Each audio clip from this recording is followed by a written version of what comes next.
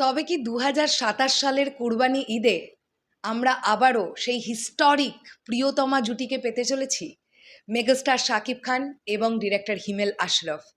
এই ডুওকে কি আমরা ২০২৭ সালের কুরবানি ঈদে পাবো? নানান রকম জায়গা থেকে এরকম একটা নিউজ হতে দেখলাম, আর এটা হবার সম্ভাবনা প্রবল, না হবার কিচ্ছু নেই। আরও একটা বিষয় বলতে চাই, এর আগে মেগাস্টার শাকিব খান, হিমেল আশরাফ এই দুটো নামের সঙ্গে আরেকটা নাম ওতপ্রোতভাবে জড়িয়েছিল, প্রডিউসার আরশাদ আদনান। তাকে রিসেন্টলি আবারও প্রিন্স কেন্দ্রিক যে সিঙ্গল স্ক্রিনের হল মালিকদের মিটিং একটি হয়েছিল, সেখানে আরশাদ আদনানকে দেখতে পাওয়া গেছে। বিগত বেশ কয়েকটা মাস আমরা আরশাদ আদনানকে দেখতে পাচ্ছিলাম না কোনো জায়গায়, কিন্তু রিসেন্টলি আবারও তিনি প্রডিউসার্সদের তরফ থেকে আরশাদ আদনান তিনি ওই মিটিংটাতে উপস্থিত ছিলেন। আমরা তার কথোপকথন বা কথাবার্তা শুনেছি। তার মানে আরশাদ আদনান আবারও ছবি বানাতে পারেন, এরকম একটা ইঙ্গিত কিন্তু ডেফিনেটলি আমরা এখান থেকে পেতে পারি।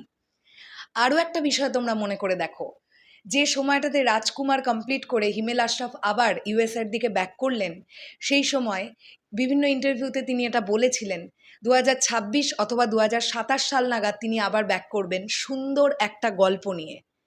তিনি প্রথম দিকে এটা বলেছিলেন যে তার গল্প একটু ড্রামা কেন্দ্রিক হবে, আবার তার পরক্ষণেই তাকে বলতে শোনা গিয়েছিল তিনি অ্যাকশন ওরিয়েন্টেড ফিল্ম করতে চান। তো 2027 সালের কুরবানি ঈদে যদি হিমেল আশরাফের সঙ্গে মেগাস্টার শাকিব খান আবারও আসেন, সেক্ষেত্রে এটা হবার সম্ভাবনা কিন্তু ডেফিনেটলি আছে। এবার দেখবার ব্যাপার এটাই, কোন ধরনের গল্পের ওপর ডিরেক্টর হিমেল আশরাফ কাজ করছেন বা করতে চান, এক্স্যাক্টলি গল্পটা এখন কি অবস্থায় আছে।